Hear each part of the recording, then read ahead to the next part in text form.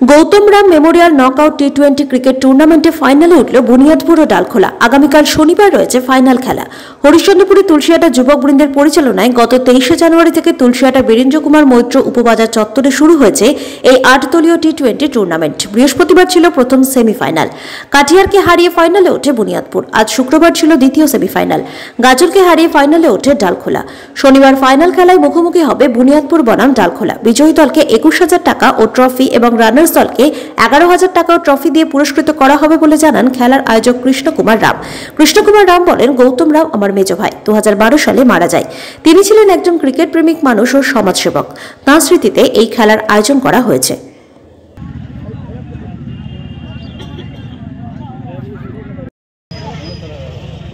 দুই দলের ক্যাপ্টেনকে বলা হচ্ছে তোমরা খুব তাড়াতাড়ি মঞ্চের সামনে চলে এসো।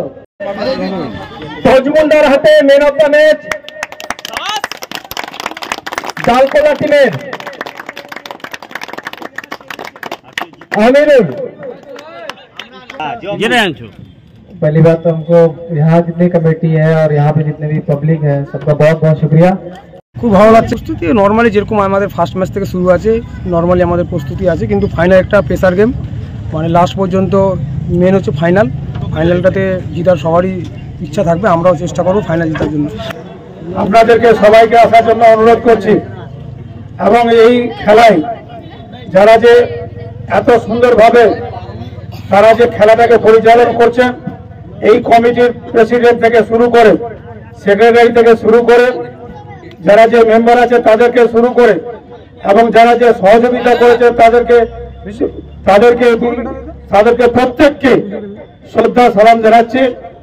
যে আমার হয়তো আজকে আসতে হয়তো লেট হয়েছে, কিন্তু আগামীকাল অবশ্যই এই মাঠে খুব সুন্দর একটা মাঠ, আমাদের এই মাঠে আমাদের দিদিমণিরাও আছেন। যাই হোক, এই মাঠ খুব সুন্দর মাঠ। এই মাঠ কলকাতা পর্যন্ত এই মাঠকে চেনে। আমি নকআউটের গৌতম রামের স্মৃতির শ্রদ্ধা করে আমি আমার কথা শেষ করছি। সবাই ভালো থাকুন, সুস্থ থাকুন।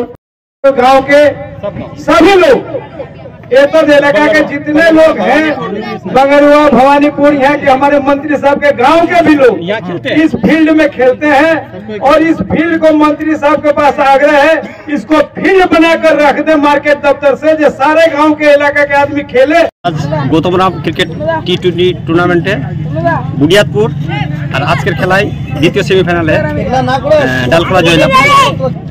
ডালখোলা আর বুনিয়াদপুর ফাইনালটা কবে রয়েছে? 1 ফেব্রুয়ারি 11টা থেকে আমরা টাইম শিডিউল রেখেছি। এই খেলাটা শুরু হয়েছিল 23শে জানুয়ারি থেকে। 23শে জানুয়ারি থেকে আজকে 8 দিন ধরে খেলা চলছে। কটা দল অংশগ্রহণ করেছিল খেলাতে? 8টা দল। গৌতমদাকে স্মরণ করে আমরা এই খেলাটাকে করাচ্ছি আর সামনে বছর চেষ্টা করবো যেন এই টুর্নামেন্টটাকে আরো বড় করা যায়। বলছি, এই গৌতম কে ছিল? উনি এই একজন ক্রিকেট প্রেমী প্লাস ক্রিকেট প্লেয়ার আর সমাজ সেবিক হিসাবেই ওনাকে জানা যায়। হ্যাঁ, এবারে ওনার উদ্দেশ্যে প্রথম খেলা হবে। উনি অনেক কিছু সমাজে কাজ করেছেন, লোকের জন্য করেছেন, খেলাধুলা এই লোককে সহযোগিতা করেছেন। খেলা প্রেমী উনি। ফাইনাল খেলায় প্রথমে আমাদের প্রদীপ জ্বালিয়ে টুর্নামেন্টের ফাইনাল খেলার উদ্বোধন করা যাবে। তারপর খেলার মধ্যে best fielder, man of the match, man of the series, best bowling ইত্যাদি ইত্যাদি আমাদের অনুষ্ঠানের মধ্যে পুরস্কার করা যাবে। বিজেতা টিমকে কি আমরা আপনারা উপহার দিবেন? 21,000 টাকা, রানার্সকে 11,000 টাকা। আমাদের দাবি, আমার দাদা যিনি বললেন দাবিটা আমরা ওটা ধরে রাখবো। মন্ত্রী সাহেব আশ্বাস দিলেন আমাদেরকে যতখানি পারবেন উনি চেষ্টা করবেন। 23 জানুয়ারি থেকে খেলাটা শুরু হয়েছে। আজকে সেমিফাইনাল ছিল, দ্বিতীয় সেমিফাইনাল। প্রথম সেমিফাইনাল আমাদের কালকে হয়ে গেছে, আজকে দ্বিতীয় সেমিফাইনাল, কালকে ফাইনাল। একটা উঠেছে আপনার ডালখোলা টিম আর একটা বুনিয়াদপুর। এখানে 400-500 দর্শক প্রায় আসছে। মানুষ আশেপাশে গ্রাম থেকে ভবানীপুর, বাঙ্গারুয়া, রাড়িয়াল, কামারতা, কুস্তুরিয়া, কোইলপাড়া বিভিন্ন গ্রাম থেকে লোক আসছে।